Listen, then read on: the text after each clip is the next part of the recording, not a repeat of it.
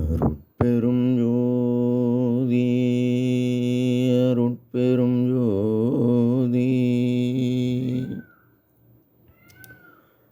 தனிப்பெரும் கருணை அருட்பெரும் ஜோதி எல்லா உயிர்களும் இன்புற்று வாழ்க. வள்ளல் மலரடி வாழ்க வாழ்க.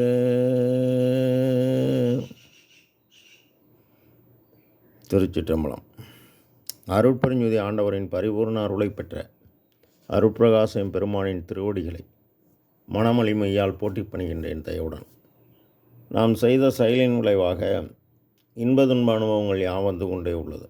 அவ்வாறு வருகின்ற துன்பம் யாவும் பொறுத்து எல்லா உயிரும் இன்பமாக வாழ எண்ணி நாம் செயல்பட்டாலே நமக்கு ஆன்ம லாபம் கூடும். நம் பெருமான் அனுபவ சித்தி என்ற தலைப்பில் 7வது பாடலில் வாட்டமெல்லாம் தவிர்த்தேன், அருட்பேரொளி வாய்க்கப் பெற்றேன், கூட்டமெல்லாம் புகழ் அம்பலவாணரை கூட பெற்றேன், தேட்டமெல்லாம் வல்ல சித்தி பெற்றேன், இஜகத்தலத்தே ஆட்டமெல்லாம் விளையாடுகின்றேன், எனக்கு ஆர் சரியே என இப்பாடலை பதிவு செய்கின்றார்.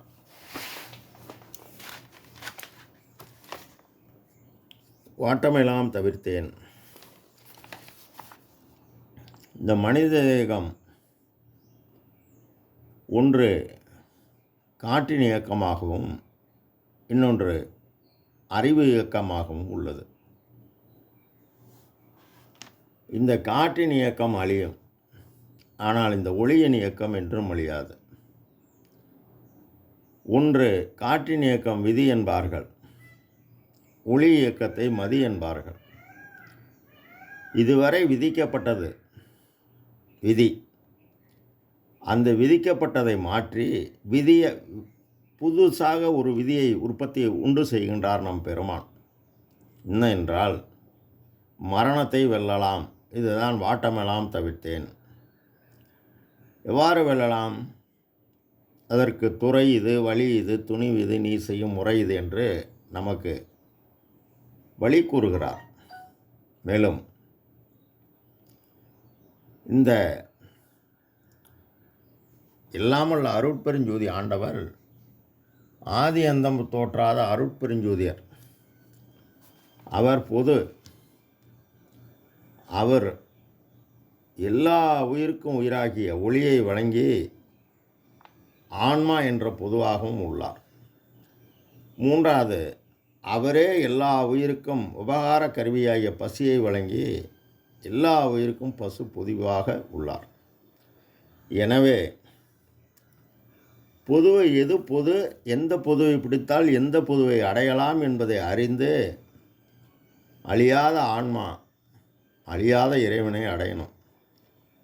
ஆனால் ஆன்ம ஒளியை அறிபவர் யாரும் இல்லை. காரணம், வாட்டம் என்பது துன்பம், துன்பத்துக்கு காரணம் மனம். மனமென்ம காற்றினக்கம் இது உண்மையல்ல. ஆனால் ஆன்மா ஒளியின் பிரதிபலிப்பு தான் மனம். மனம் துன்பமடைய காரணம் உலகியல் பசி, தாகம், எளிமை, இச்சை, பயம், கொலை என துன்பம் பற்றி நிற்கிறது. இதற்கு காரணம் ஆன்மா அவிச்சை மயக்க காரணமாக பிறப்பெடுக்கிறது. இந்த ஆன்மா பல பிறவிகள் செய்த தொழிலின் தொகுப்பு சஞ்சித கர்மமாகும். அதில் கொஞ்சம் இன்ப துன்பங்களை எடுத்து நாம் இப்பிறவியில் அனுபவிக்க வழங்குவது பிராப்த கர்மாகும். அந்த அனுபவிக்க நாம் அனுபவிப்பது ஆகாமிய கர்மா எனப்படும்.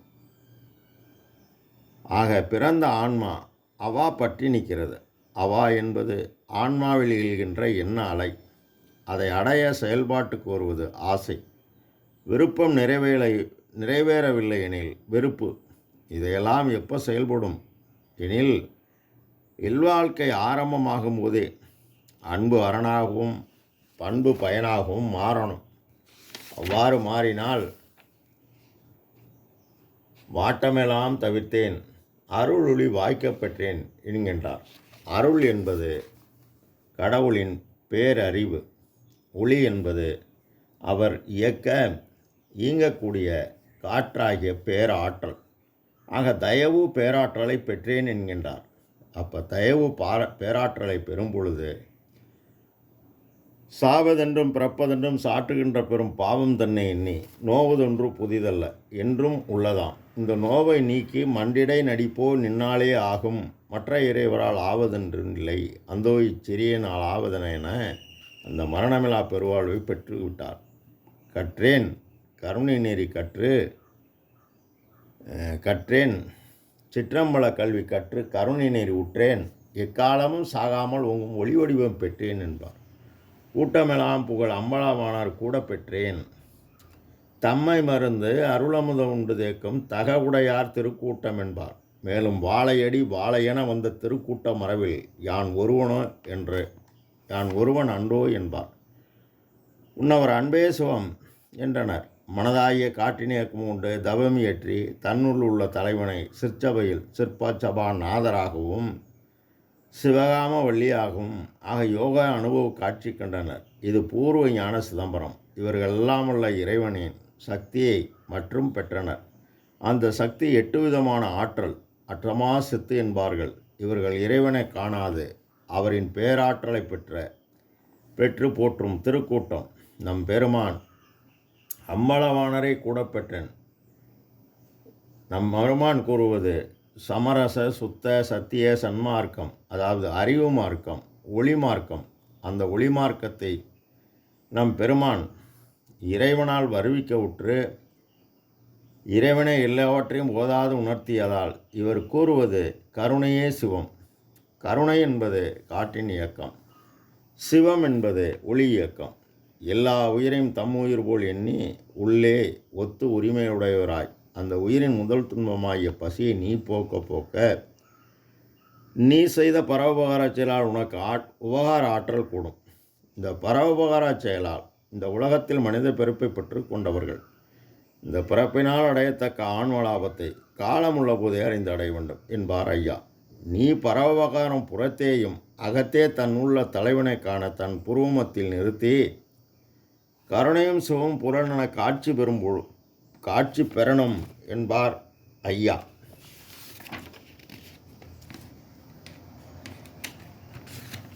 அருள் என்பது கடவுள் தயவு, ஜீவகாரன் என்பது ஜீவர்கள் தயவு. தயவை கொண்டு தயவு பெறுதலும் வலது உனது உபகார ஆற்றலை இறைவனின் உபகார சக்தி ஆன்மாவருடன் கூட்டும். இப்போ உலக அறிவு கடந்த அருள் அறிவு பெற்று பொருள் புகழாதியை விடுத்து கருணையும் சுகமாக நீ பாடுபட 16ஆம் நிலையாகிய ஞானத்தில் ஞானம், அறிவினில் அறிவு, அதாவது கடவுள் அறிவு பெற்று ஈரன் நிலையென ஏமுமை நிலையில் பூரண சுகமாய் பொருந்துமை பொருளை அவ்வாறு பொருந்தி கடவுளை ஆன்ம அறிவு கொண்டு அறிந்து செயல்பட அருள் பூரணமானால் அருளுரின் எல்லாம் ஆகும் இது உண்மை. எனவே அருளை உயிர்கருணையால் பெறும்போது இந்த தேவ நெறி ஆகிய அருள் நெறி ஒன்றே தெளிவான நெறி, மற்ற எல்லாம் இருள் நெறி என ஐயாவுக்கு கூறியுள்ளார். இறைவன் அதை நமக்கு கூறுகிறார். இறைவனின் அருள் பெரும் தயவு எனும் பேராற்றலை இவர் ஆண்மொழியுடன் 30/1/1874 அன்று தானே வந்து கூடுகிறது. இப்பவர் வள்ளியாகிய மனத்தை அறிவாகிய சுகத்துடன் உயிர் கருணையால் கூட்டியதால் இறைவன் இவர் உள்ளமாகிய சபையில் வந்து அமர்ந்தான். சத்திய ஞான சபை தன்னுள் கண்டு இறைவனின் பேராற்றலாகிய 448 கோடி ஆற்றல் பெற்று கடவுள் நிலையறிந்த அம்மயமாகி உள்ளார். தேட்டமெல்லாமல்ல செத்தி பெற்றேன் என்கின்றார். தேட்டம் என்பது தெளிவு பெற்று, தெளிவு என்பது பேரொளி. அருளொளி அடைந்தனை அருளமுது உண்டனை அருள்மதி வாழ்கவென்ற அருளிய சுகமே. அருள்நிலை பெற்றனை அருளொடி உற்றனை அருளரசு ஏற்றுக என்ற அருளிய சுகமே. இஜகத்தளத்தே ஆட்டமெல்லாம் விளையாடுகின்றேன். இந்த காற்றினை ஊக்கம் உண்டு உலக உயிர்கள் யாவும் இன்புறவே உலகினில் உயிர்களுக்கோரும் இடையூற்றையெல்லாம் விளக்கி தோற்றுவித்து வாழ்வித்து துரிசு நீக்குவித்து பக்குவித்து அருளை வழங்கி கொண்டு உள்ளார் நம் பெருமான். நாமும் பாடுபட்டால் நாமும் பலன் பெறலாம். ராமலிங்காபயம். திருச்சிற்றம்பலம்.